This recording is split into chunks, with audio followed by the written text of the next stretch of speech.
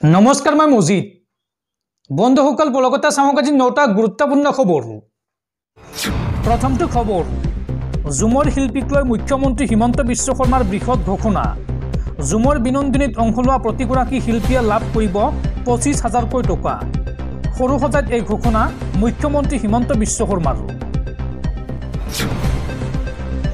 পৰৱৰ্তী খবৰ যিকোনো মুহূৰ্তত সলনি হ'ব পাৰে অসম প্ৰদেশ কংগ্ৰেছ কমিটিৰ সভাপতি এই সন্দৰ্ভত ভূপেন বৰা আৰু দেৱব্ৰত শইকীয়াক দিল্লীলৈ তলব হাইকমাণ্ডৰ এপিচিচিৰ সভাপতি সলনি হ'ব বুলি চৰ্চা চলি থকাৰ মাজতে দিল্লীলৈ জৰুৰীভাৱে তলব কৰা হৈছে এই দুগৰাকী নেতা আৰু আজি নতুন দিল্লী অভিমুখে ৰাওনা হ'ব এই দুগৰাকী নেতা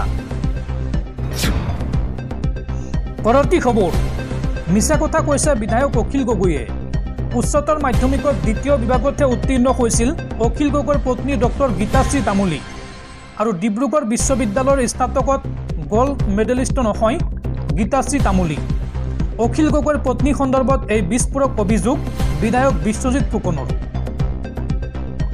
অখিল গগৈৰ পত্নীক লৈ এইবাৰ বিশ্বজিৎ ফুকনৰ বিস্ফোৰক দাবী উচ্চতৰ মাধ্যমিকত দ্বিতীয় বিভাগতে উত্তীৰ্ণ হৈছিল গীতাশ্ৰী তামুলী আৰু ডিব্ৰুগড় বিশ্ববিদ্যালয়ৰ স্নাতকত গোল্ড মেডেলিষ্ট আছিল গীতাশ্ৰী তামুলী অখিল গগৈয়ে গীতাশ্ৰী তামুলী সন্দৰ্ভত ভুৱা তথ্য দিছে বি বৰুৱা কলেজত অধ্যাপকৰ সাক্ষাৎকাৰ দিয়াৰ সময়ত গীতাশ্ৰী তামুলীৰ নাছিল ডক্টৰেট ডিগ্ৰী এই সমগ্ৰ ঘটনাক লৈ তদন্তৰ দাবী কৰিছে বিশ্বজিৎ ফুকনে আৰু তদন্ত কৰিলে গীতাশ্ৰী তামুলী সন্দৰ্ভত সকলো কথা স্পষ্ট হৈ পৰিব উল্লেখযোগ্য যে বিধানসভাৰ মজিয়াত অখিল গগৈৰ পত্নীক লৈ সৃষ্টি হৈছিল বিতৰ্কৰ আৰু তাৰ পাছতে অখিল গগৈৰ পত্নীক লৈ বিধায়ক বিশ্বজিৎ ফুকনৰ এই বিস্ফোৰক দাবী দৰ্শকসকল আৰু বহুতো গুৰুত্বপূৰ্ণ খবৰ আছে তাৰ আগতে আপোনাক জনাও যে যদি আপুনি এতিয়ালৈকে এইটো ভিডিঅ'ত লাইক কৰা নাই তেন্তে এতিয়াই ভিডিঅ'টোত লাইক কৰি দিয়ক আৰু এনেকুৱা ধৰণৰ ভিডিঅ'সমূহ নিতৌ চাবলৈ চেনেলটো ছাবস্ক্ৰাইব কৰি কাষত থকা বেল আইকনটো প্ৰেছ কৰি ৰাখক পৰৱৰ্তী খবৰ ভাৰতীয় ৰিজাৰ্ভ বেংকৰ প্ৰাক্তন গভৰ্ণৰ শক্তিকান্ত দাসক প্ৰধানমন্ত্ৰী নৰেন্দ্ৰ মোদীৰ প্ৰধান সচিব হিচাপে নিযুক্তি এক ৰাজপত্ৰিত জাননী যোগে শক্তিকান্ত দাসক প্ৰধানমন্ত্ৰী নৰেন্দ্ৰ মোদীৰ প্ৰধান সচিব হিচাপে নিযুক্তি দিয়া হৈছে পৰৱৰ্তী খবৰ বিশ্বৰ অন্যতম শক্তিশালী ধৰ্ম হিচাপে পৰিগণিত হ'ল ইছলাম ধৰ্ম এক বিশেষ প্ৰতিবেদনত প্ৰকাশ পাইছে এই তথ্য বিশ্বৰ 10খন ইছলামিক ৰাষ্ট্ৰই বিশ্বৰ অৰ্থনৈতিক বিনিয়োগ আৰু প্ৰতিৰক্ষাৰ ক্ষেত্ৰত দখল কৰিছে সুকীয়া স্থান যাৰ বাবে বিশ্বৰ অন্যতম শক্তিশালী ধৰ্ম হিচাপে পৰিগণিত হ'ল ইছলাম ধৰ্ম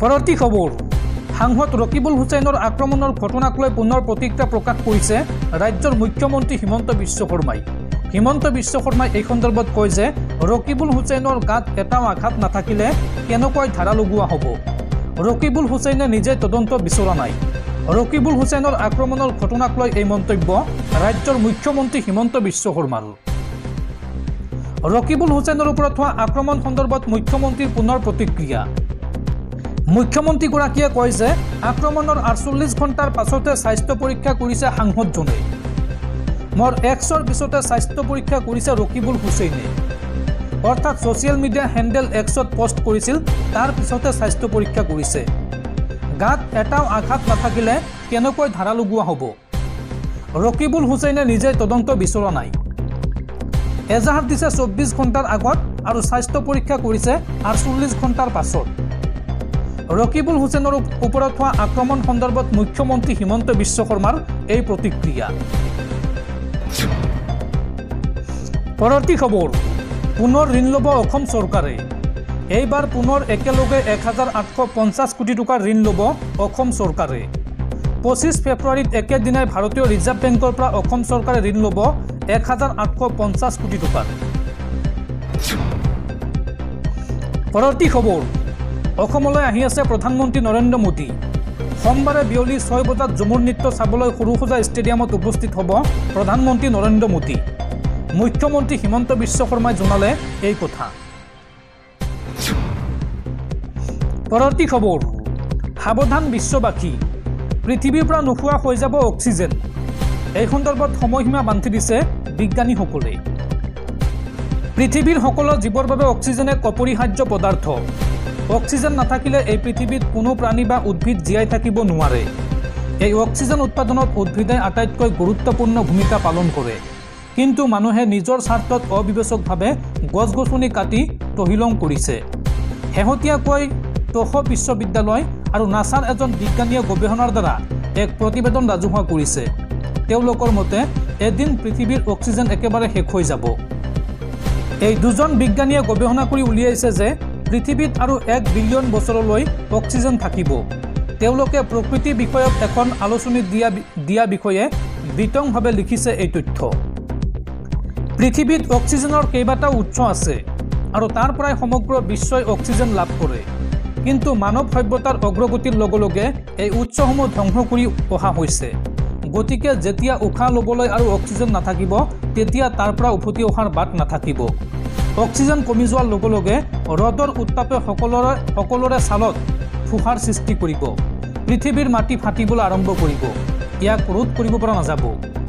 যি হাৰত সমগ্ৰ বিশ্বতে কাৰ্বন ডাই অক্সাইডৰ মাত্ৰা বৃদ্ধি পাব, প্ৰতিজন ব্যক্তিয়ে পিঠিত এটা অক্সিজেন চিলিণ্ডাৰ কঢ়িয়াই নিব লাগিব।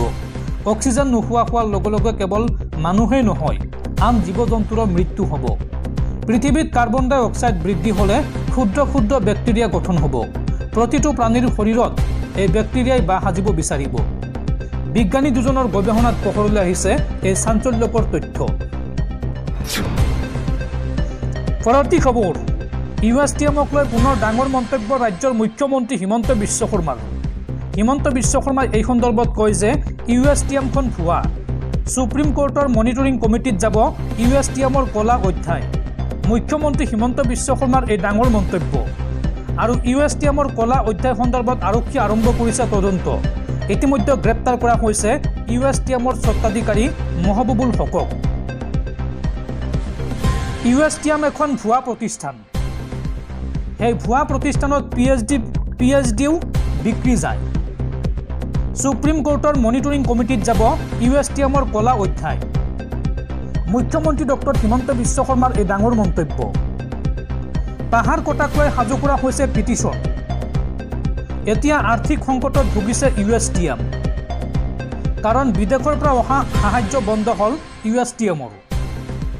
জাতিগত প্ৰমাণপত্ৰৰ পৰা বহু কেলেংকাৰী আছে USTMৰ স্বত্বাধিকাৰী মহবুবুল হকৰ। দেওবাৰে সংবাদ মাধ্যমৰ সন্মুখত এই মন্তব্য কৰিছিল মুখ্যমন্ত্ৰী ডক্টৰ হিমন্ত বিশ্ব শৰ্মাই। আৰু মুখ্যমন্ত্ৰীৰ ঘোষণাৰ পিছতে পোহৰলৈ আহিল USTMৰ আন এক কলা অধ্যায়। CBSEৰ দ্বাদশ বৰ্ষৰ ছাত্ৰ ছাত্ৰীক সহায় কৰাৰ প্ৰলোভনেৰে ধন লোৱাৰ অভিযোগ মহবুবুল হকৰ বিৰুদ্ধে। শ্ৰীভূমিৰ কেন্দ্ৰীয় বিদ্যালয়ত পদাৰ্থ বিজ্ঞান বিভাগৰ পৰীক্ষাত অৱতীৰ্ণ হৈছিল 274 গৰাকী পৰীক্ষাৰ্থী। আৰু ইয়াৰে 45 গৰাকী শিক্ষাৰ্থী আছিল কেন্দ্ৰীয় বিদ্যালয়ৰ। URD গ্ৰুপৰ 214 গৰাকী পৰীক্ষাৰ্থীক সহায় কৰাৰ উদ্দেশ্যে লৈ যোৱা হৈছিল এই কেন্দ্ৰটোলৈ। কিন্তু পৰীক্ষা কেন্দ্ৰত সহায় নাপাই উত্তপ্ত পৰিস্থিতিৰ সৃষ্টি কৰিছিল পৰীক্ষাৰ্থীয়ে। ধন লৈ পৰীক্ষাত সহায় কৰাৰ অভিযোগ দিছিল USTMৰ বিৰুদ্ধে। আৰু সেই গোচৰতে ঘোঁৰামৰাস্থিত নিজ বাসগৃহৰ পৰা মাজনিশা গ্ৰেপ্তাৰ কৰে মহবুবুল হকক। আৰু মহবুবুল হকৰ OBC চাৰ্টিফিকেট সন্দৰ্ভত মুখ্যমন্ত্ৰীয়ে কৰিছে ডাঙৰ মন্তব্য। OBC চাৰ্টিফিকেট কেনেকৈ পাইছিল মহবুবুল হকে, এই প্ৰশ্ন কৰিছিল মুখ্যমন্ত্ৰীয়ে। 2024 বৰ্ষত মহবুবুল হকৰ বিৰুদ্ধে মুখ্যমন্ত্ৰীয়ে উত্থাপন কৰিছিল শিক্ষাগত অৰ্হতাক লৈ প্ৰশ্ন। ভুৱা OBC চাৰ্টিফিকেট দাখিল কৰা বুলি অভিযোগ আছিল হকৰ বিৰুদ্ধে। আৰু এই বিষয়টোৰ এতিয়া তদন্তৰ নিৰ্দেশ দিছে মুখ্যমন্ত্ৰী ডক্টৰ হিমন্ত বিশ্ব শৰ্মাই। পৰৱৰ্তী খবৰ, অসম চৰকাৰৰ মাদ্ৰাছাত সংঘনীতিক সমৰ্থন মৌলানা বদৰুদ্দিন আজমলৰ। মাদ্ৰাছাত পঢ়ি একাংশই নিজৰ নামো লিখিব নাজানে। গতিকে মাদ্ৰাছাত আধুনিক শিক্ষাৰ প্ৰয়োজন আছে। এই মন্তব্য AIUDF প্ৰধান মৌলানা বদৰুদ্দিন আজমলৰ। চৰকাৰৰ মাদ্ৰাছাত সংঘনীতিক এইবাৰ সমৰ্থন কৰিলে মৌলানা বদৰুদ্দিন আজমলে। মাদ্ৰাছা বন্ধ কৰাৰ সিদ্ধান্তক আমি ইতিবাচক হিচাপে লৈছোঁ, এই মন্তব্য বদৰুদ্দিন আজমলৰ। বদৰুদ্দিন আজমলে লগতে কয় যে মাদ্ৰাছাত আধুনিক শিক্ষাৰ প্ৰয়োজন আছে। মাদ্ৰাছাত পঢ়ি কোনোবাই নিজৰ নাম লিখিব নাজানে। চৰকাৰে মাদ্ৰাছা ভাঙিছে, আমি তাক আদৰণি জনাইছোঁ। চৰকাৰে মাদ্ৰাছা বন্ধ কৰাক লৈ এই মন্তব্য AIUDF প্ৰধান মৌলানা বদৰুদ্দিন আজমলৰ।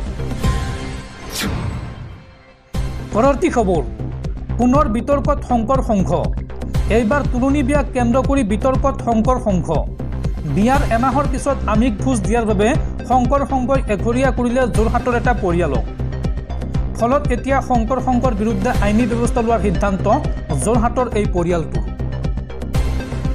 ইটোৰ পিছত সিটো বিতৰ্কত সোমাই পৰিছে শংকৰ সংঘ শ্ৰীমন্ত শংকৰদেৱ শংকৰ বিৰুদ্ধে এইবাৰ অন্য এক অভিযোগ তুলনি বিয়া সম্পন্ন কৰি এমাহৰ পিছত ভোজ দিয়াক লৈ এটা পৰিয়ালক এঘৰীয়া যোৰহাটৰ এগৰাকী বৃদ্ধা আৰু এটি পৰিয়ালক মানসিকভাৱে হাৰাশাস্তিৰ অভিযোগ শংকৰ সংঘৰ বিৰুদ্ধে শংকৰ সংঘৰ এখন প্ৰাথমিক আৰু আঞ্চলিকৰ বিষয়ববীয়াৰ বিৰুদ্ধে এই ক্ষোভ যোৰহাট কেন্দ্ৰ কৰি গৌতম বৰুৱাৰ কন্যাৰ তুলনি বিয়াক কেন্দ্ৰ কৰি এঘৰীয়া কৰে সংঘই সংঘৰ নিয়মানুযায়ী তুলনি বিয়া সম্পন্ন কৰি এমাহৰ পিছত ভোজ দিছিল পৰিয়ালটোৱে বিবাহ ভৱনত বন্ধুবৰ্গ আত্মীয়ৰ বাবে আমিষ অভ্যৰ্থনাৰ আয়োজন কৰিছিল গৌতম বৰুৱাই আৰু সংঘৰ নিয়মৰ বাবে অভ্যৰ্থনালৈ অহা নাছিল গৌতম বৰুৱাৰ মাতৃ আৰু পৰিয়ালৰ আন লোক আৰু যোৰহাট অধিৱেশনতো ভাগ লোৱাৰ পৰা পৰিয়ালটোক বঞ্চিত কৰাত ক্ষোভত ফাটি পৰিছে পৰিয়ালটো সংঘৰ পদক্ষেপত এতিয়া ভাগি পৰিছে গৌতম বৰুৱাৰ পিতৃ ৰাণু বৰুৱা শংকৰ সংঘৰ বিৰুদ্ধে এতিয়া আইনী ব্যৱস্থা লোৱাৰ সিদ্ধান্ত যোৰহাটৰ এই পৰিয়ালটো